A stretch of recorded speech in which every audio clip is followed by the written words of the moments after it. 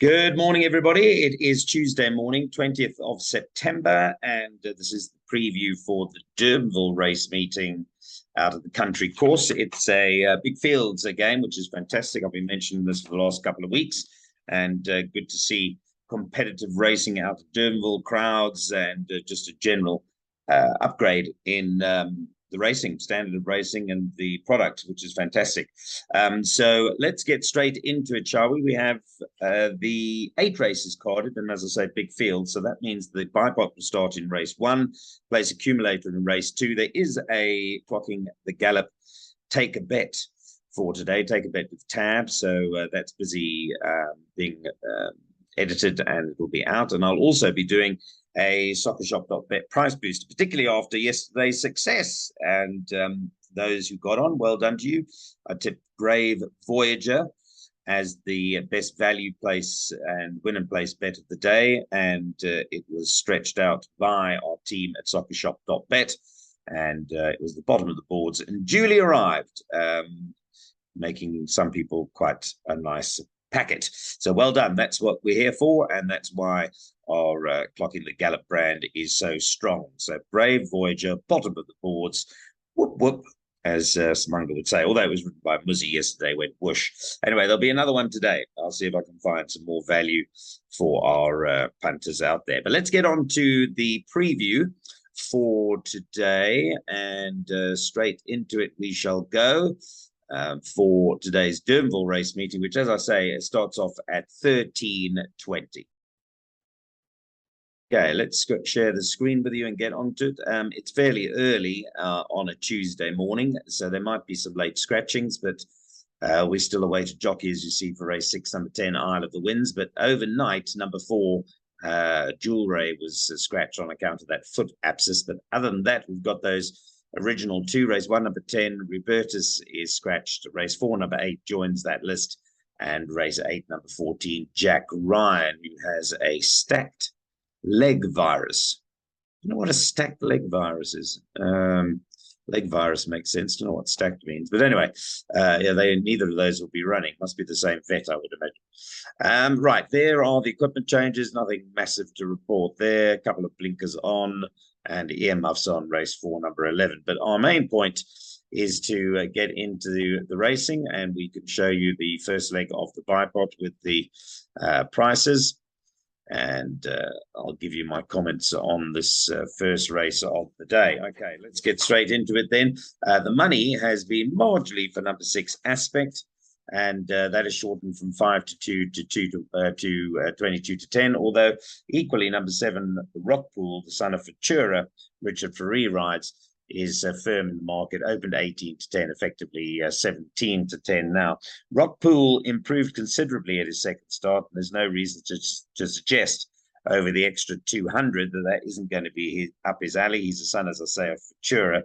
But interesting that number 6, Aspect, who is a global view, and I think Wiccan Warrior might have won again in the last couple of days, or certainly it seemed to run a good race, I think, either at Greyville on Sunday. To frank the form. The improver for me in the race is number 5, Run For Me. And it's owned by Ricky Maingard, trained by Eric Sands. The blinkers go on. Per Cornet also rides. But if you have a look, when Rockpool made its debut, Run For Me was in the same race and finished quite comfortably in front of Rockpool on that occasion. That was behind Colloidal Gold, and then probably a little bit of a flat run, but it was behind Triple Time, who won the race quite nicely and runs later on in the day. So I thought that was probably the value in the race for me. So if I was playing a bipod, which I'm not necessarily going to do, but if I was, I'd certainly be including number 5, Run For Me.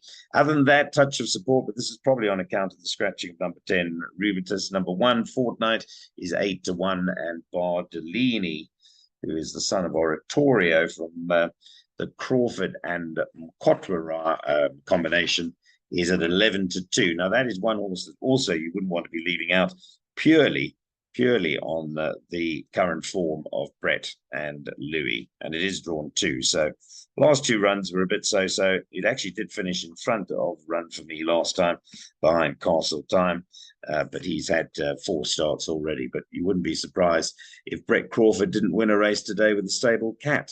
They really have been winning left, right, and centre. Well done to him and Louis and the Crawford team.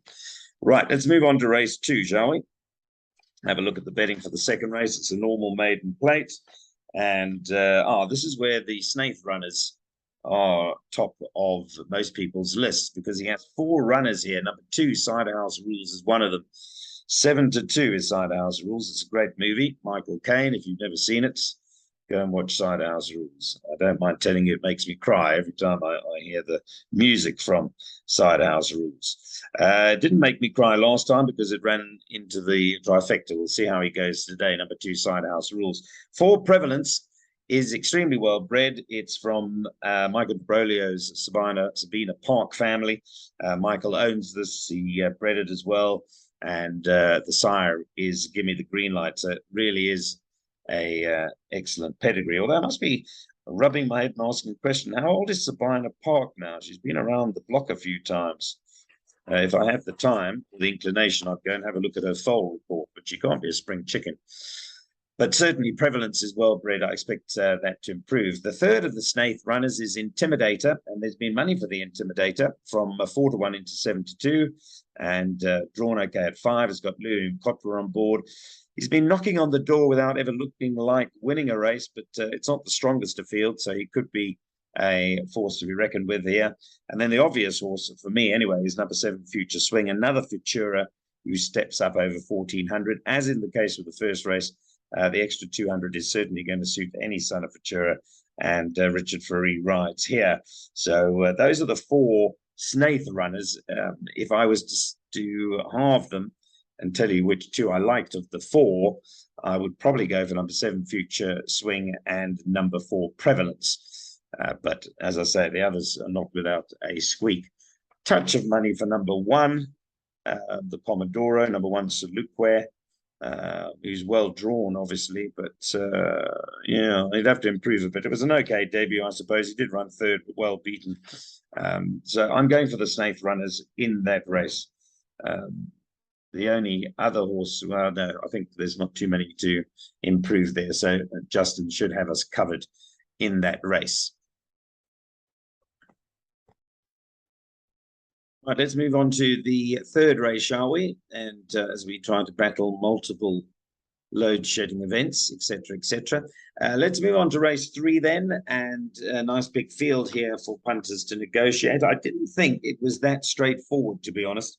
When I worked out the take a bet place accumulator, I wanted to go fairly wide in this leg, but in the end, budgetary restraints meant that I had to tighten it up. So I'll tell you what I have tightened it up to in this third race, in probably order of preference. Number 8, Rafif's Choice, drawn okay at 8.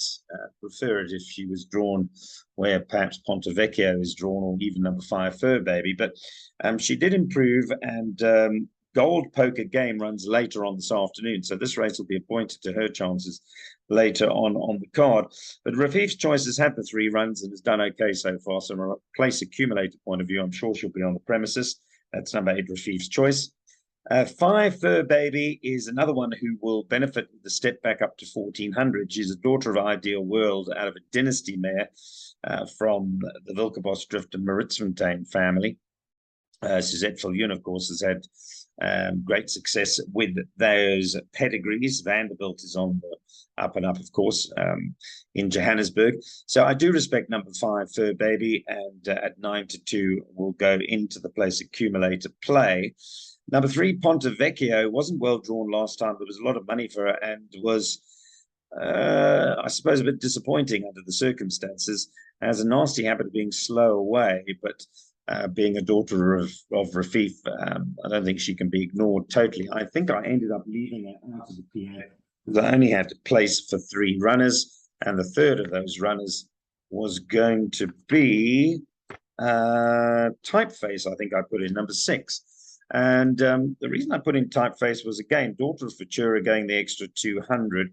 The last run, there was some good winners from that form. And if you go back to the collateral forms, she comfortably dealt with Ponte Vecchio on the 21st of May and then beat Soft Touch on the 15th of June. So there's some form to suggest that she has ability. And as I say, this extra will suit.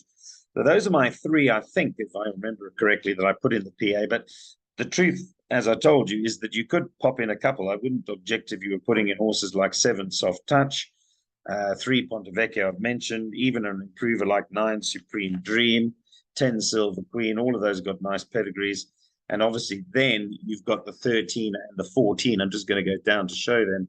13 and 14. The problem with that is that you're using them in the PA and they both got the second and worst draws, respectively, Olive Bombshell and 14 Teardrop. They could easily be effective if they were to be dropped out and run on late, which could very well happen. But 13 and 14 are clearly negatives as far as the draw is concerned. So I thought this race was quite trappy, and I hope you get through the PA. I certainly hope to get through the PA myself, having gone slightly tighter and shorter than I probably would like to have. Let's move on to race 4. And here, number 9, Crackling Rosie, is one of the joint favourites. Well, I've said it before, and I'll say it again quite politely. No, not for me. I know she's going to win soon, but look at the money I've saved. She ran second 4 runs back. Then she ran second at 28 to 10. Then she ran second at 11 to 10. And last time she ran third at 2 to 1. So I've saved money by not going for her to win anyway. And I'm afraid that I'm going to do the same today. She'll eventually win, and when she does, then good luck to her. But as I say, I haven't wasted any money throwing good money after bad. And she has got a negative of a 9 draw. So I'm looking elsewhere. Number 4, Double Dream. Interesting money for that. From 9 to 2 into 7 to 2. Double Dream's a 4-year-old. Her first 2 runs, all 3 runs were in Greyville. First 3 runs, 2 of them, she was poorly drawn, 9 out of 11 when she won a debut, and then 10 out of 12. She races from a 4 draw here with Kamalo on. So I expect it to be running quite nicely. The obvious horse in the race is number 5, Gold Poker Game. I mentioned there was form earlier on. We'll see if that's held up when Rafif's Choice runs. But her debut was behind Pacific Green, and she's a daughter of Gold Standard, standing, of course, as Brockenstein stud. And Gaynor kept this filly. She is lovely pedigree-wise, so I think she'll be on the premises. Is there a roughie or 2 in the race? Yes, there very might well be. I thought number 3, Open Secret, was quite a big price, actually. She's got no weight. She's going 54 because, remember, this is a 71 handicap. What's interesting about this race is that, for example, number 1, Betty Boop, is a maiden. So she's a William Longsword out of the mare Consensual, who's quite a good racehorse. And she's drawn 1 with Kamalo with DeMelo on. But she is still a maiden, so she's got to carry 58.5 kilograms and ship a bit of weight to fillies that have won, including number 3, Open Secret, whose earlier form behind Bonica was pretty good. Her last 2 runs, not that good, but she is drawn 3, and she's only got 54 kilograms on her back. So that's why I thought the number 3, Open Secret, could be a surprise package. But I think there's a whole bunch here. 7, Quick Step, I haven't mentioned. 6, Thriller, who's got something happened to Thriller. What happened to Thriller? She was poorly drawn in a whole bunch of her horses, and she's dropped down 15 merit rated points. I didn't like the race. I'm going fairly wide in my exotic there. That'll be the first leg of the first jackpot, and I will be going wide. Clear first choices for me are 5, Gold Poker Game, 4, Double Dream, 3, Open Secret. But as I say, I'm going to go wide in that race. Don't trust it. Right, let's go on to race 5 and see if I can speed it up a little bit and take you through my take on the 5th race. Well, here, number 4, Red Impact, I suppose, is going to be a strong favourite, and is. I'm looking at this at the first time. 2 to 1 into 18 to 10. I think it deserves to be favourite. Red Impact, he ran okay first 2 starts and then shed his maiden. But I'm going to look for value in numbers 2 and 3 here. In particular, number 3, Bluff on Bluff. Simango Kamalo rides from a 3 draw, and he's a son of Oratorio. He was back last time. I don't think that was his best effort, but I think he'll run okay today. And I thought at 12 to 1, he was a nice each way play. He is receiving 3 kilograms from Red Impact, who's a year younger than him. So I thought he was quite well in. Likewise, number 2, Swift Action. He's got to carry 57. The blinkers go on. I thought he was actually a bit unlucky last time. He was doing some low flying. I fancied him. I wish he'd won that day because there was a dead heat between Berenberg and Superior Leader, I think it was called. And I had Swift Action in all my jackpots. I think it was the last race of the day. And I had them in the second jackpots and the quick mix. And Swift Action would have been a much better result for me. He was unlucky because another few strides, and I think he would have been on terms. Another 3 strides, he would have been passed. So I like the fact that he's drawn 2 and he's got some Durbanville experience. So that's my take on that race. Beyond that, again, you could get upsets if the 2, the 3, the 4 disappoint. 5, Not in Doubt, has got blinkers on. 6, Persistence. I've been for him before, so it's an interesting word, persistence. I think last time 1200 was too far, and he's got the booking of Diego de Gavea, which will be in his favor. Interesting jockey booking as well on number 7, Bonanza, Richard Faree, who rides pretty well when he gets a chance for Paul Reeves. Hasn't ridden this horse before, but obviously with Devon Ashby being sidelined, it's an interesting pickup ride for Richard Faree. So again, another very competitive race at Durbanville. I've given you my thoughts there. Value for me is 3, Bluff on Bluff, and 2, Swift Action, my first choice, but respect for 4, Red Impact. Right, let's move on to race 6. Okay, here I can go fairly short and be quick, I think. Okay, interesting. Look at the money here for number 8, Time Flies. All right, okay, what are we going to say about Time Flies? Well, I don't think I put that in my PA, so too late to change now. But I see it's Brett Crawford and Keegan DeMelo for Ridgemont, and I think you've got to respect that. I wish I could do my PA again because I'll be popping it in, but Time Flies, utmost respect for that. Okay, not the best of draws, drawn 8, but Teardrop, by the way, runs earlier on in the day, so we'll see if that forms franked. But a fair enough run behind Inara's Dynasty, who we labelled last time. I'm not so sure I'll be rushing to take even money, but I can see perhaps why it has been backed. So all the rage there, number 8, Time Flies. My PA horses, I put in 2, number 4, Academic Gold, and number 2, Zippy Over. Of the 2, I don't think there's not much between them, but 4 and 2 are the 2 that I've gone for there. There might be an upset in the form of number 1, Double Check.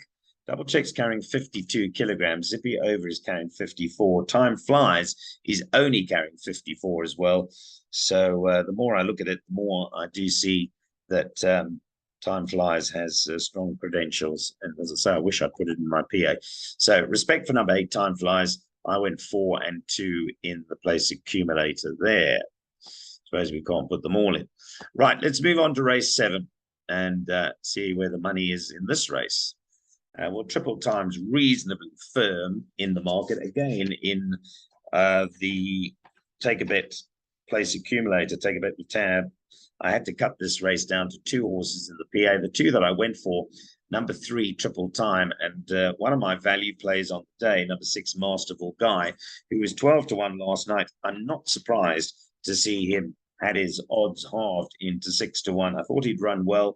In collateral forms, he comes out pretty strongly, and he is a 4-year-old. JP Van der Merwe rides. Probably prefer to have him closer to the paint. Triple Time is drawn 3. So if they swapped draws, then I would make Masterful Guy probably my place bet of the day. But nevertheless, I think he's a big runner. And if you caught or got the 12 to 1, I think you've done pretty well overnight to pick up that price. 4 is Royal Port Louis, who is again Brett Crawford and Louis Nkotwa. No need to introduce that combination again, so you can't leave them out. So my take in this race, Triple Time probably sets the standard, but my value is definitely number 6, Masterful Guy. Respect for 4, Royal Port Louis. Let's move on to the last race and sum that up for you. Very competitive racing, of course, at Durbanville with these big fields. What about the last race? Okay, well, yeah, I had to go 6 horses in the PA. I thought it was very open. Let's see where the money is. Number 10, Nevada King. I'm not so sure that actually is even in my PA. It just shows you how open this race is. Nevada King 9-2 into 4-1. Well, it's owned by Greg Bortz and the team. He's United States. He's drawn okay. Well, he's not drawn that well. He's drawn 10. Keegan DeMelo rides. He did ride him last time. Triple Time was the winner of that race. The Triple Time might very well frank the form of that race prior to this getting underway. The horse that I probably respect in terms of each way play would be number 5, Doubling Up. He's a son of Twice Over out of that Reaver family, and there's plenty of stoutness there. So the extra 400 meters is definitely going to suit number 5, Doubling Up, for Alec and the Honourable Gillian Foster. They've had great success with that family, and I think there might be more to come. That family, of course, having won the July. Just trying to find where it is. There it is. Number 5, Doubling Up, is now 7-2. Just starting at the top, number 1, Sudden Song, is a 4-year-old, but he looks pretty well in here at weight for age. Remember, at this time of the year, over a mile, the 3-year-olds should be getting 8.5 kilograms. They're only getting 3. So Sudden Song will, I'm sure, run well. I actually backed him to win last time. He ran very nicely. He came from a long way back. He never looked like winning, but he ran second. Much better draw today at 1. So I think he'll run his race. Definitely not without a chance. 2, the Hero's Destiny, was tickled up on debuts. Drawn nicely at 2. Might improve for minor money. 7, Fluid Motion, has got blinkers on and is somewhat of a jockey strike. So I'm just giving that a mention. Must be a massive price. That's actually only 20-1. Wish it was 33-1. And then over the page, 2 horses that are poorly drawn. So they will be hoping that they go a real clip and they can be doing their best work at the finish. And those 2 horses are number 12, Slurricane, who is a 4-year-old, a son of Vercingetorix. Smunga rides. The negative, as I've mentioned, is the draw of 12. And then the last one I must mention is number 13, I'm a Man. He's got no weight, 51.5 kilograms, because remember that this is a special weights maiden. It's not a normal maiden. So I think you have to respect him. Even though he's drawn 13, he's got Sandilian Bele on. And the earlier runs, the last run was somewhat iffy, to be honest. It was a rather moderate run to finish 5th. But the previous runs, there's been lots of winners from that form, and he's only carrying 51.5 kilograms.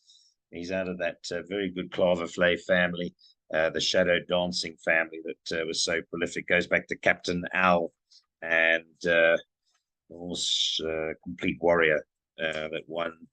What was that horse, Complete Warrior, that won the Guineas back in the day that Vaughan Marshall trained? Anyways, that Claverflay family, the old De Santos family, and I'm a Man, I think, will run well. Despite the bad draw. Okay, so just summing up that race, that's the take on it. I think it's pretty competitive. Sudden Song, probably you got to respect, being a 4-year-old, and he's well in here at weight for age. My improver in the race will be number 5, Doubling Up. But as I mentioned, I definitely went 6 horses in the PA there, just to make sure if I get to the last leg that I come through. Okay, that is going to be the look at today's racing. There will be a SoccerShop.bet price booster. Are there bankers? Well, the money's poured on this horse, number 8, Time Flies. I'm going to have to rethink that race, I suspect, because I do respect the money, particularly as it's the Brett Crawford yard. And although this one's ridden by Keegan DeMelo, that's an awful lot of money that they've put on Time Flies. And interesting that Louis and Cotre doesn't have a ride in the race. I don't know whether that's because he can't ride 54. Let's have a quick look. I think he normally rides about 54.5. Does Louis on Cotre 54? So on paper, he might be able to have taken the ride, but maybe he's half a kilogram or something overweight. Let me try that again. Interesting, though. That's my take on today's racing. It's been a crazy morning. There are lots of programming previews out there, including a Take a Bet with Tab. We battle on, as the rest of South Africa does, with load setting in stages 6 and 5 and what have you. But fortunately, we've managed to get this preview done, and it should be out and about. Good luck, everybody. Break a leg and enjoy Durbanville. Fabulous racing, and the Bortz bounce factor is helping us all.